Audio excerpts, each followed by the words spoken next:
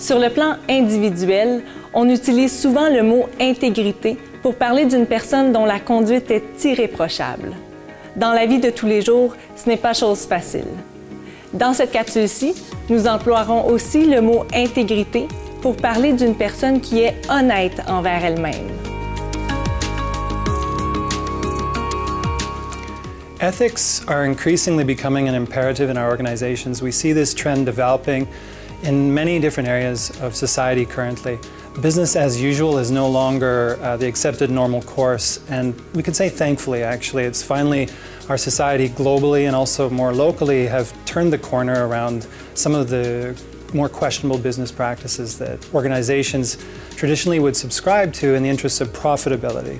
But now we have this trend line moving more towards sustainability with a further development of even thrivability. And this pushes into deeper core values territory, which I believe is a really promising trend for our societies and also for restoring trust in business leaders and business enterprise as a whole.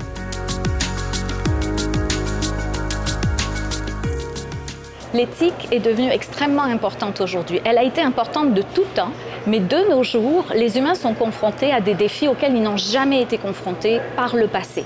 Donc il est devenu d'autant plus urgent de réfléchir collectivement à l'éthique et individuellement de se former à l'éthique. Par exemple, parmi les difficultés qui sont tout à fait nouvelles pour les humains, un élément qui vient chercher les gestionnaires, c'est l'action à distance. La portée de nos actions est accrue. Et par exemple, une décision qui va être prise aujourd'hui à Québec va connaître des conséquences demain à Dhaka, au Bangladesh, sans nécessairement que la personne puisse réfléchir à quel point son action va avoir des conséquences. Autrement dit, de nos jours, on sait faire de nouvelles choses, on a la possibilité de faire de nouvelles choses, on sait les faire techniquement. Ce qu'on ne sait pas encore faire, c'est les faire moralement.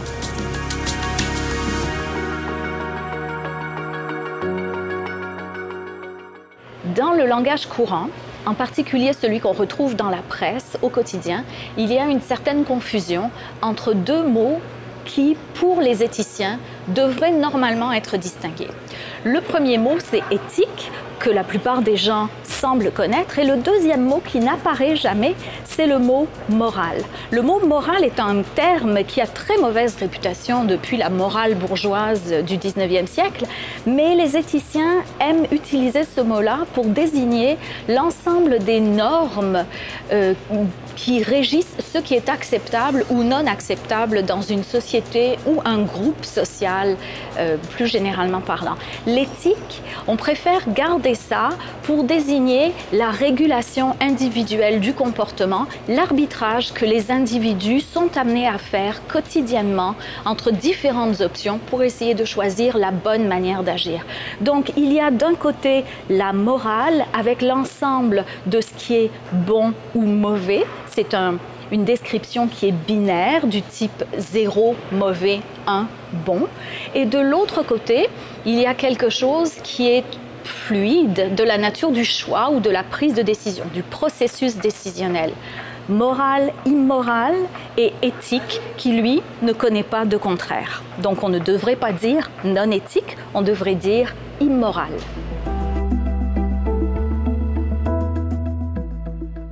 L'éthique, brièvement résumée, c'est une façon de réguler son comportement pour l'individu. Donc c'est une manière dont l'individu fait des choix pour essayer d'agir de la bonne façon.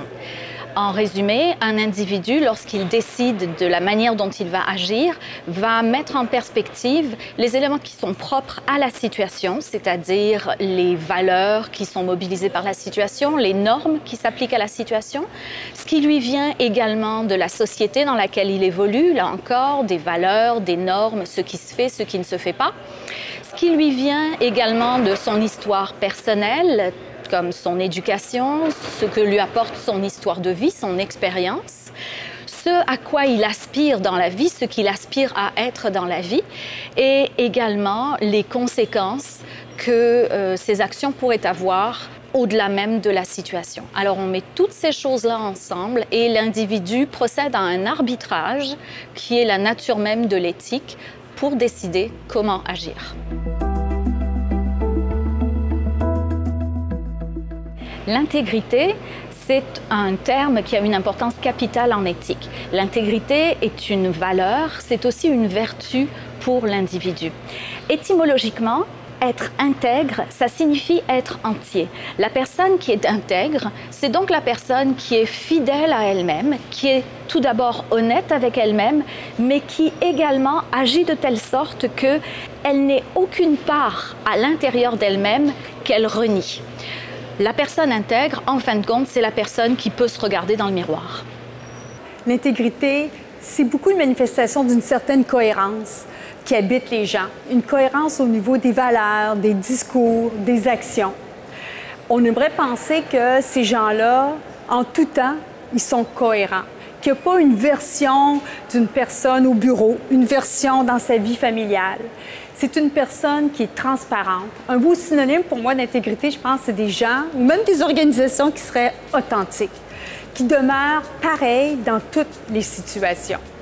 Alors, ces gens-là, ces personnes-là qui sont transparentes et authentiques, bien, on peut les prévoir, on peut les présumer. Il n'y a pas de mauvaise surprise.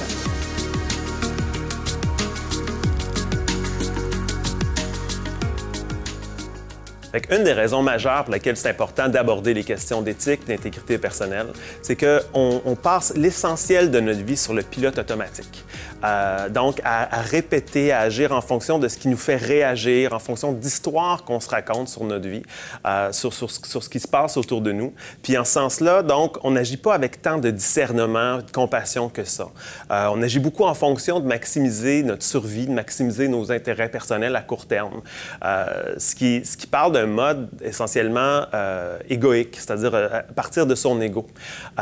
C'est correct de veiller sur sa survie, c'est correct de veiller à ce que ses intérêts personnels ne soient pas laissés pour compte, mais en contrepartie, ça a une grande limite. C'est-à-dire que quand on opère sur le mode de notre ego, sur le mode automatique, on se laisse finalement être en réaction à ce qui se passe en prenant appui sur notre compréhension des meilleures façons de faire qui nous ont servi dans le passé. Donc, on répète le passé, j'aborde mon présent puis mon avenir en fonction de stratégies qui m'ont servi par le passé, mais qui ne sont pas nécessairement les plus adaptées pour maintenant.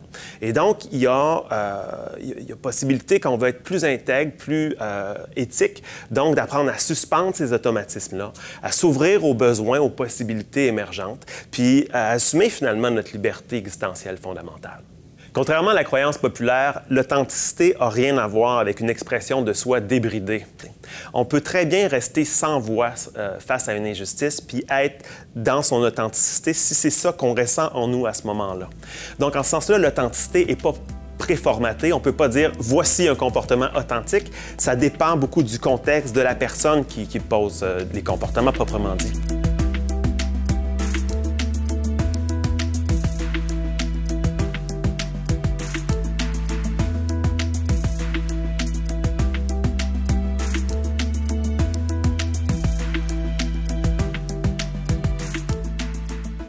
Être authentique aujourd'hui, c'est quelque chose qui n'est pas nécessairement plus difficile que ce que c'était du temps des Grecs anciens. En réalité, ça prend les deux mêmes qualités que celles que ça prenait il y a 2500 ou 3000 ans.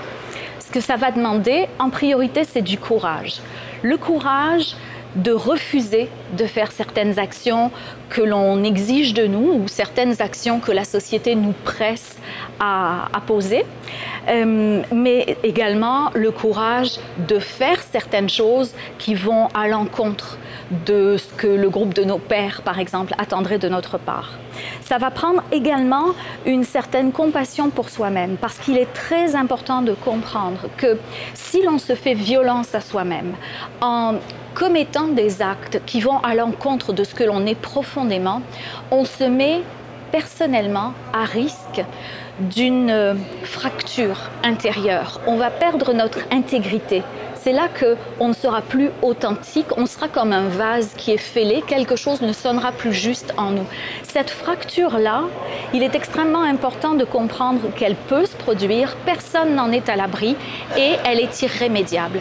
Donc il est important de savoir se prémunir, de savoir se mettre à l'abri contre les risques de ne pas être authentique. En fin de compte, être authentique, c'est à la fois quelque chose d'extrêmement difficile, mais c'est aussi quelque chose qui est nécessaire pour la préservation de soi à long terme.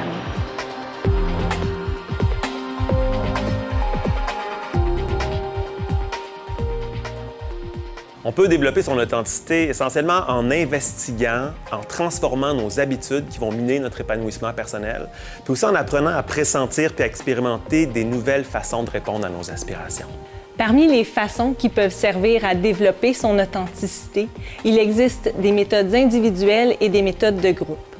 Parmi les méthodes individuelles, il y a par exemple la présence attentive, la méditation et la tenue d'un journal de réflexion. Pour ce qui est des méthodes de groupe, il y a par exemple l'investigation collaborative et l'exploration appréciative. Les professeurs Charles Baron et Olin Gunnlaugson nous les présentent. Alors, la présence attentive, c'est une des formes de méditation qui est les plus étudiées et enseignées en gestion. Ça consiste essentiellement à apprendre, en fait, à porter attention à son expérience un instant après l'autre sans la juger. L'idée ici, c'est pas de se vider l'esprit, mais simplement de devenir conscient de nos réactions émotionnelles, par exemple, à ce que l'on vit, aux histoires qu'on se raconte sur ce que l'on vit, qui parfois vont venir rendre une situation très difficile à tenir. Donc, essentiellement, faire cet exercice-là de conscience, ça va permettre plus de discernement, plus d'ouverture aux possibilités et plus de créativité. C'est une des raisons pour lesquelles des firmes comme Google vont donc enseigner, offrir des programmes de mindfulness à leurs employés de façon telle à maximiser leur capacité d'innovation puis d'apprentissage. Mindfulness is powerful because it uncovers. It uncovers things, much like journaling. And when we're doing mindfulness practice, we're uncovering more of reality. And so as leaders, it's really important to be uncovering reality so we can get more in touch with it. And when we're in touch with it, this is when we're able to really lead well from a place of understanding. So mindfulness assists us in that authenticity as well as that contact with our day-to-day reality. With mindfulness practice, we have something very practical that's useful for managers, leaders. In the traditions, when we do mindfulness, we're looking at being more attentive. So we look at attention to our thought process, to our body, to our feelings, and even to our breath. And one practice I introduce in my leadership courses sometimes is mindfulness to our breath.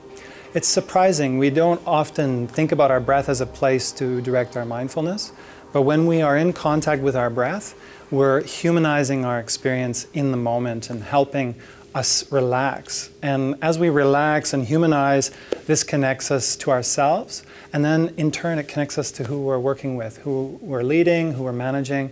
And in this way, mindfulness can be very simple and effective. Meditation is also another practice that helps leaders make contact with their authenticity. So when we meditate, that's another interesting development in management theory because traditionally meditation was again a religious practice, but in the last few decades we've started to see research coming on the subject that's actually revealing that meditation is bringing us back to awareness, especially the awareness-based varieties of meditation. So for managers who are interested in clearing their mind and coming back to what I call ground zero, it's a kind of reset. These days, there's so much multitasking, our routines are quite intense, and so at the end of our day, we really need to come back to our clarity, to our basic human experience. And so meditation helps us return back to the center point of our lives, and as authentic leaders, that's a powerful place to come back to. Journaling, surprisingly, gets one in touch with their own voice in ways that is really surprising and actually reveals things about you that you maybe had not considered before. And I can reflect back to early university days when I was writing in a journal, and I remember my first voice was really like, oh, I'm a little bit embarrassed about that. But as I started to do more practice, I realized, wow, there's actually a voice there. And it's that voice that authentic leadership is really passionate about reclaiming. L'investigation collaborative est un mode de développement professionnel en petits groupes qui amène ses participants à mieux comprendre et à dépasser des difficultés récurrentes auxquelles ils sont confrontés. Donc, chacun est invité à articuler un projet de développement personnel autour d'une difficulté puis d'un idéal de changement auquel il aspire. Et donc, ses collègues vont l'amener à devenir plus conscient de ce que la personne met en place qui génère cette difficulté-là. C'est quoi les habitudes qui sont à l'origine de ces difficultés, puis à explorer des alternatives à mettre en action. Et ça permet aux participants de voir comment ce qui est autrefois leur vérité, leur façon de voir qu'ils prennent pour la vérité, en fait, sont des façons de voir utiles dans certains contextes, comme des possibilités. Alors, ça accroît notre fluidité, notre flexibilité dans l'action. L'exploration appréciative permet à un groupe ou à une organisation d'affronter ses défis en portant son attention sur ses possibilités plutôt que sur les problèmes qu'il a à résoudre. Donc, c'est une démarche qui invite les individus à regarder qu'est-ce qui est fait actuellement qui nous permet de répondre à nos défis qu'on sous-estimait, pour ensuite essayer de voir si on poussait le rêve au maximum, jusqu'où on pourrait aller, quel type de stratégie, d'action, de processus on pourrait aller mettre en branle qui répondrait encore mieux aux besoins qu'on doit combler actuellement. Et éventuellement, on va venir à concevoir des nouvelles façons de faire organisationnelles qu'on va pouvoir expérimenter puis peaufiner au fil du temps. L'intérêt de cette approche-là, qui peut être utilisée à l'échelle organisationnelle, mais aussi à l'échelle collective plus restreinte, c'est de poser un regard sur nos possibilités, à regarder la situation sous son angle le plus lumineux, plutôt que sous l'angle des problèmes, puis de nos lacunes finalement, ce qui est notre mode essentiellement d'apprentissage dans notre société, c'est très axé sur les problèmes. Alors là, on s'ouvre sur les possibilités. One of the most immediate forms of benefit that's most tangible is leadership presence. Meditation, mindfulness, and other methodologies, journaling, these all connect us to developing our leadership presence in the moment. Leadership presence, it turns out, is a very tangible and measurable aspect of our showing up in the moment. And it turns out it's an interesting connection because the world wisdom traditions valued this presence. It was something that was cultivated through these practices. But now in a leadership context, we need to connect to this leadership presence because constantly work is happening not only in the present moment, but also in the emerging future. So when we make contact with leadership presence, we open up a gateway for that creativity and for connection, which with our coworkers, staff, colleagues is priceless. Des méthodes comme la méditation, comme la présence attentive, la tenue d'un journal quotidien, ce sont toutes des méthodes qui visent à augmenter la conscience de soi. Et la conscience de soi, on peut l'avoir sous deux angles. Il y a d'abord la conscience de soi interne, qui consiste à bien se comprendre soi-même. Il y a aussi la conscience de soi externe, qui consiste à bien comprendre comment les gens nous perçoivent. Quand on combine conscience de soi interne forte et conscience de soi externe forte, on arrive à être davantage lucide. Une bonne compréhension de soi, de ses forces, de ses faiblesses, mais aussi une bonne compréhension des impacts que l'on a sur les autres. Et cette lucidité est très importante.